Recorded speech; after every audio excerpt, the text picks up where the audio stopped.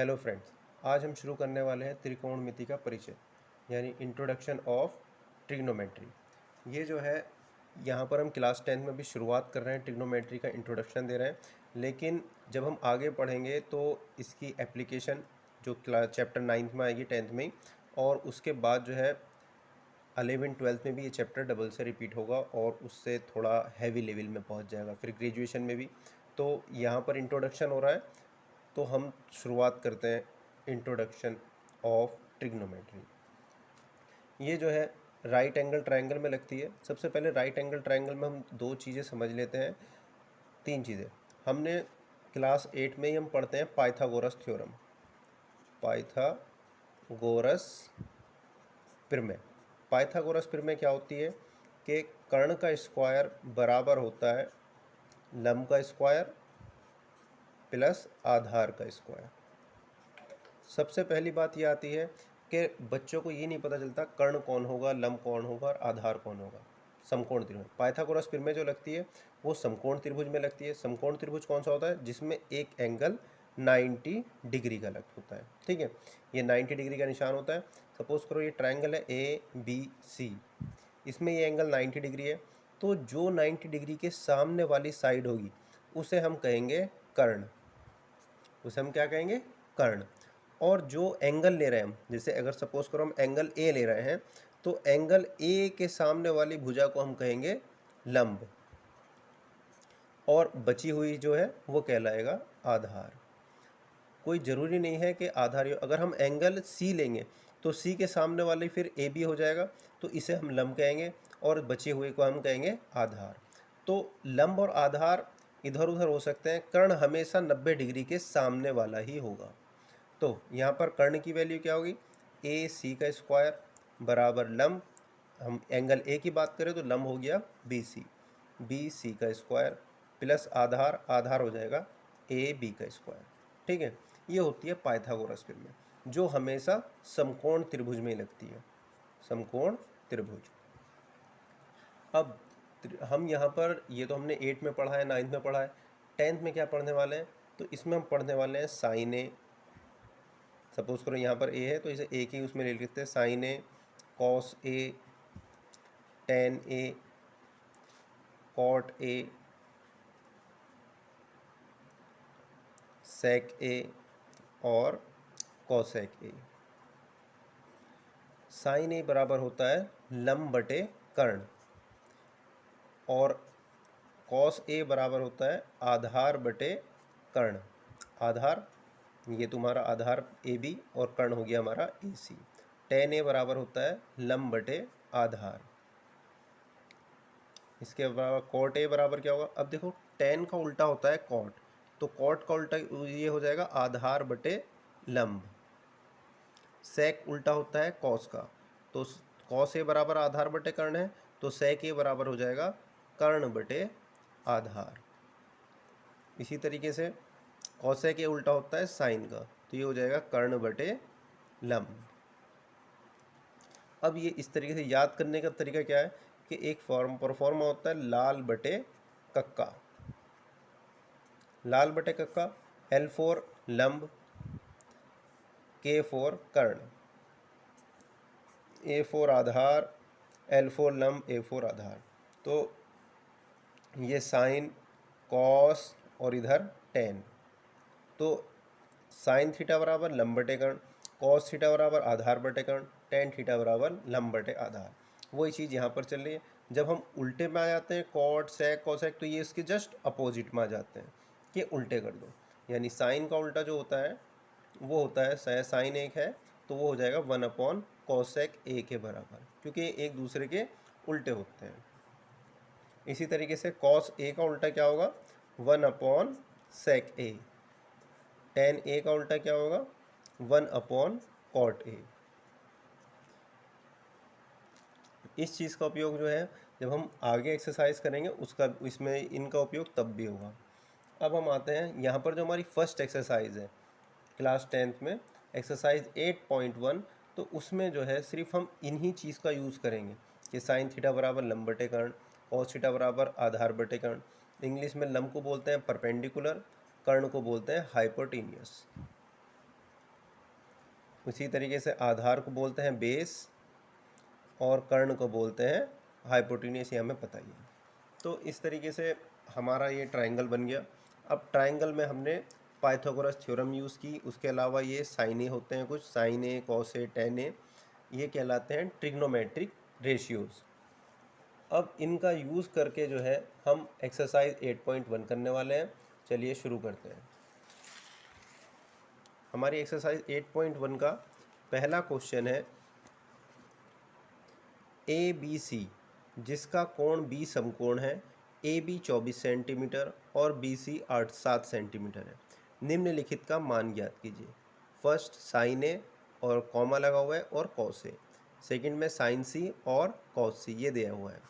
चलिए करते हैं। तो हमें दिया हुआ क्या है कि एक समकोण त्रिभुज दे रखा है। एक्सरसाइज हम कर रहे हैं 8.1 और उसका क्वेश्चन नंबर 1 का फर्स्ट पार्ट करने वाले हैं हम।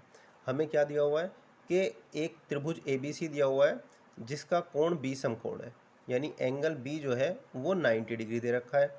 उसके बाद उसने कहा है कि ए बी जो है हमारी वो 24 सेंटीमीटर है और बी सी है 7 सेंटीमीटर, और हमें जो है साइन ए की वैल्यू फाइंड आउट करनी है। साइन ए के आगे क्वेश्चन मार्क और कॉस ए की वैल्यू फाइंड आउट करनी है।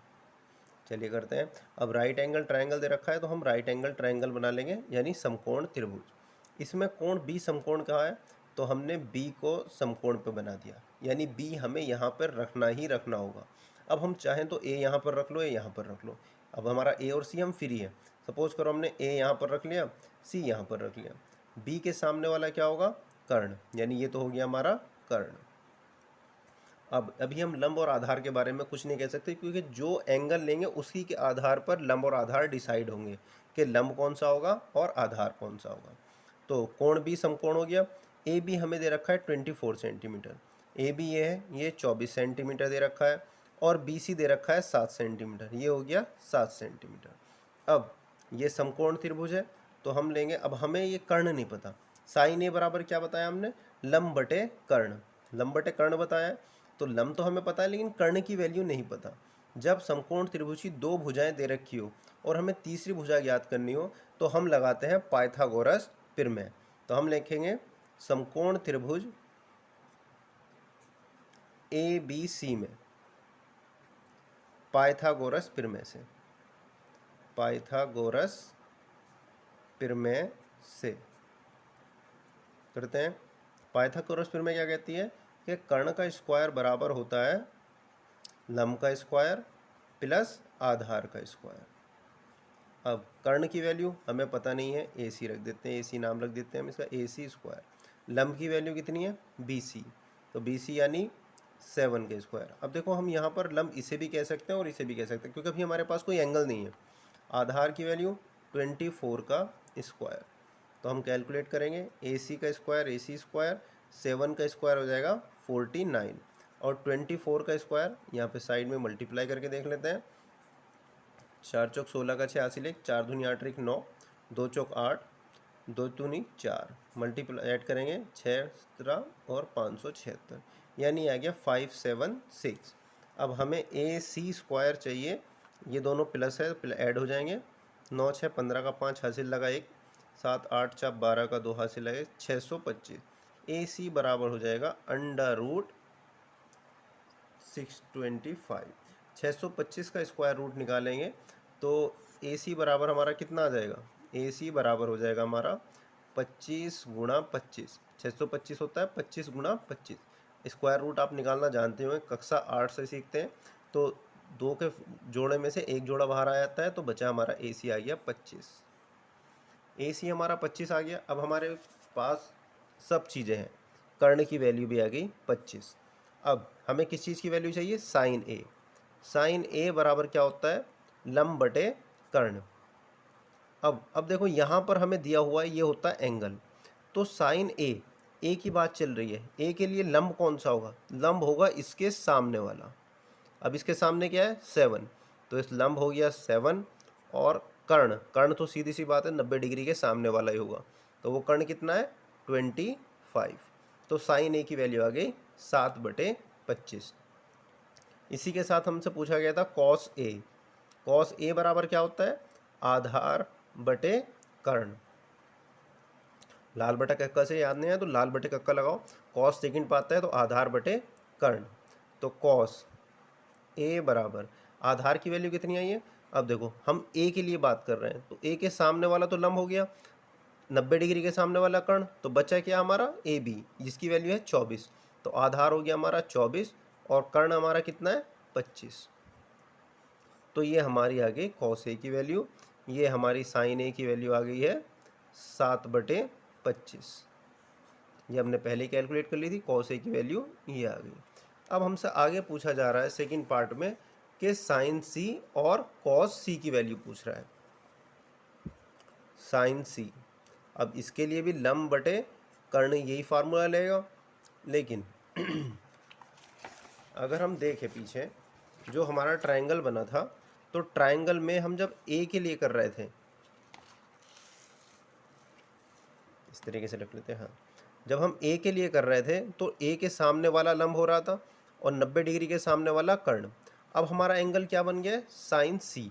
तो सी हमारा यहाँ पर है, तो इसके सामने वाला अब लंब कहलाएगा। कौन? सी के सामने वाला लंब। तो सी के लिए लंब कौन हो गया? ए बी, यानी लंब हो गया हमारा ए बी, और कर्ण जो 90 डिग्री के सामने वाला होता है, यानी ए सी तुम्हारा लंब हो गया। वैल्यू पुट कर देंगे, साइन सी बराबर हो जाएगा लंब की वैल्यू, ए बी की वैल्यू कितनी होगी?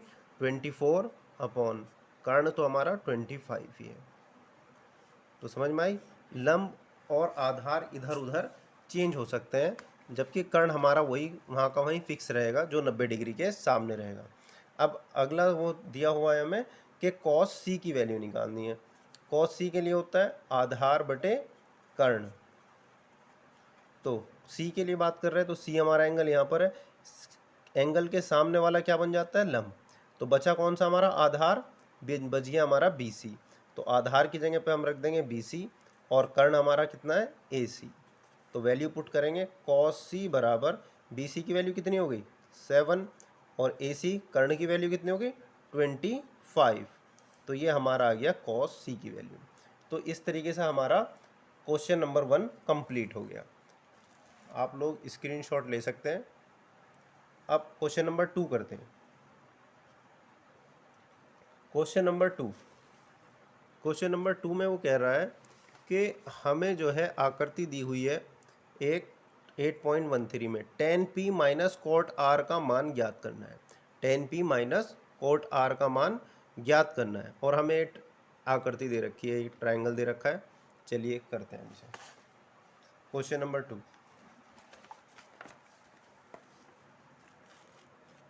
हमें आकृति दे रखी है। एग्ज़ाम में फिगर ज़रूर ड्रॉ करने हैं, कोई सा भी फिगर छोड़ना नहीं है। अगर दिया हो नहीं दिया होगा तो आप अपने आप बनाएंगे। राइट एंगल ट्रायंगल यहाँ पे हमें 12 सेंटीमीटर दे रखा है और इधर 13 सेंटीमीटर दे रखा है, और हमसे वैल्यू पूछी जा रही है tan p minus cot r के लिए। अब tan p बराबर होता है, हमने पढ़ा है लाल बटे कक्का। लाल बटे कक्का यानी tan होता है लास्ट में, यानी लंब बटे आधार। लंब तो है हमारे पास लेकिन आधार नहीं है, तो पहले हमें आधार निकालना होगा। तो लगा दो समकोण त्रिभुज में, समकोण त्रिभुज ए पी क्यू आर, हमें पी क्यू आर दे रखा है। पी क्यू आर में पाइथागोरस प्रमेय से, पाइथागोरस प्रमेय से चलिए लगाते हैं। पाइथागोरस प्रमेय क्या होती है कि कर्ण का स्क्वायर किसके बराबर होता है? लंब का स्क्वायर प्लस आधार का स्क्वायर। ठीक है। अब कर्ण की वैल्यू कितनी दे रखी है? 90 डिग्री के सामने वाला मैंने क्या बताया कि कर्ण होता है, यानी ये हो गया 13 का स्क्वायर बराबर लंब हमने कह दिया ये 12 का स्क्वायर जो सीधा खड़ा है, और आधार हमारा क्यू आर का स्क्वायर। 13 का स्क्वायर होता है 169, 13 की 13 से मल्टीप्लाई, 12 का स्क्वायर यानी 12 इंटू 12 ये हो जाएगा 144 प्लस क्यू आर का स्क्वायर। अब हम ऐसा कर लेते हैं, इसे इधर रखते हैं, 144 प्लस क्यू आर का स्क्वायर इज इक्वल टू 169। हमें क्यू आर स्क्वायर की वैल्यू चाहिए, तो क्यू आर स्क्वायर को हम यहीं से रोकेंगे और 144 को उधर भेज देंगे, तो ये इधर जाके हो जाएगा माइनस का 144 तो क्यू आर स्क्वायर बराबर हो जाएगा, इसे जब माइनस करेंगे तो बचेगा 25। तो जब क्यू आर पे से स्क्वायर हटेगा तो इस तरफ क्या चढ़ जाएगा, under root. Q R is equal to 25 के फैक्टर होंगे 5 इंटू 5, जिसमें से क्यू आर आ गया हमारा 5। अब हमारा क्यू आर आ गया है 25। हमारे पास बेस भी आ गया। हमें वैल्यू किसकी फाइंड आउट करनी है, हमें वैल्यू फाइंड आउट करनी है tan p minus cot r की। tan p है हमारा, ये एंगल p की बात चले, p यहाँ पर है, तो p के सामने वाला बन जाएगा हमारा लंब।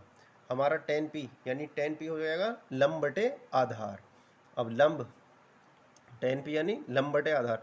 अब tan p के लिए यहाँ को अलग को पहले वैल्यू कैलकुलेट कर लेते हैं हम कि tan p बराबर होगा लंब बटे आधार।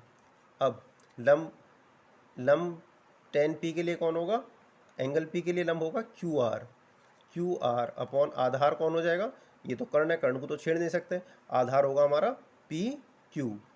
तो क्यू आर कितना हो गया 25 और आधार कितना हो गया हमारा 12, यानी tan p की वैल्यू आ गई 25/12 माइनस कॉट आर की वैल्यू निकालेंगे अब हम। कॉट आर बराबर भी होगा आधार बटे लंब, क्योंकि ये tan का उल्टा होता है, tan लंब बटे आधार, तो कॉट होगा आधार बटे लंब। अब आर की बात चल रही, आर है हमारा ये 90 डिग्री के सामने वाला कर्ण, ये तो फिक्स हो गया, और आधार इसके सामने वाला लंब, यानी लंब अब क्या हो गया हमारा पी क्यू। लंब है हमारा नीचे, तो पी क्यू आ गया नीचे, और आधार जो बचा हुआ बचा हमारा क्यू आर। तो क्यू आर की वैल्यू कितनी है 25 और पी क्यू की वैल्यू है 12, तो ये हो गया 25/12। 25/12 प्लस का और 25/12 माइनस का, ये हो गया 0। क्वेश्चन नंबर 2 जो है हमारा वो इम्पोर्टेंट था। ठीक है, तो इस तरीके से अगर हमें दो भुजाएं दे रखी हो तो हम दो भुजाओं से पहले तीसरी भुजा निकालेंगे पाइथागोरस प्रमेय की मदद से। उसके बाद हम किसी भी ट्रिग्नोमेट्रिक रेशियोज़ की वैल्यू फाइंड आउट कर सकते हैं। सपोज करो यहाँ पर तुम्हारा सवाल sine P minus cos R आ जाए, तो आप कैसे करोगे, तो हम क्या करेंगे, साइन पी बराबर होता है, अब पी के लिए लंब ये होगा 25 बटे लंब बटे होता है कर्ण, लाल बटे कक्का से लंब बटे कर्ण साइन वाला, तो लंब 25 हो गया, कर्ण कितना हो जाएगा 13 माइनस कॉस आर का मतलब कॉस आर के लिए ये चल रहा है, तो आर के सामने वाला आधार आर के सामने वाला लंब और नी बचा हुआ आधार हो जाएगा। तो आधार बटे कर्ण होना है, तो आधार हो गया हमारा 25 और कर्ण हो गया क्या हमारा 13, 25/13, तो ये आ गया हमारा 0। तो क्वेश्चन किसी भी तरीके से पूछा जाए, आपको जो है तरीका पता होना चाहिए। ज़्यादातर बच्चे इसी में कंफ्यूज होते हैं कि लंब कौन सा होगा, आधार कौन सा होगा और कर्ण कौन सा होगा। तो कंफ्यूज होने की ज़रूरत नहीं है, 90 डिग्री के सामने वाला हमेशा कर्ण होगा, और जिस भी कोण की बात चल रही है उस कोण के सामने वाला लंब और बचा हुआ आधार। जैसे हमने यहाँ पे साइन पी में किया, पी की बात चल रही थी, तो लंब बटे आधार, यानी लंब हो गया तुम्हारा 25 और कर्ण तुम्हारा 13।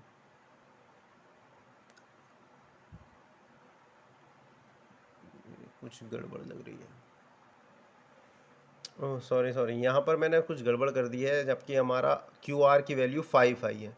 हमने क्यू आर की वैल्यू 25 लिख दी है, इसे कट कर देंगे, यहाँ से भी 5 कट कर देंगे, इधर से भी इधर से भी, ये बच गया हमारा 0, यहाँ पर भी 5 ख़त्म, ये। अब ये मुझे मालूम कैसे पड़ा, क्योंकि कर्ण जो है त्रिभुज की सबसे बड़ी भुजा होती है, और हमने यहाँ पे 25 लिख दिया, 25 नहीं आएगा 5 आएगा, कर्ण त्रिभुज की सबसे बड़ी भुजा होती है। तो कर्ण की वैल्यू 13 मैंने देखा रहा, यहाँ पे 25 आ रहा है, तो ये गलती पकड़ेगी। तो इस तरीके से ध्यान रहे, कर्ण हमेशा बड़ा होगा, त्रिभुज की सबसे बड़ी भुजा वो जो है समकोण त्रिभुज की सबसे बड़ी भुजा कर्ण होगी। तो इस तरीके से आपको समझ में आ गया, जो ये थोड़ा सा एरर मेरे से गड़बड़ हो गई थी वो सही, लेकिन लॉजिक जो है हमारा वो सही है कि आपको जो है कोण के सामने वाला कर्ण लंब लेना है और 90 डिग्री के सामने वाला कर्ण और कोण के सामने वाला लंब। ठीक है, थैंक यू।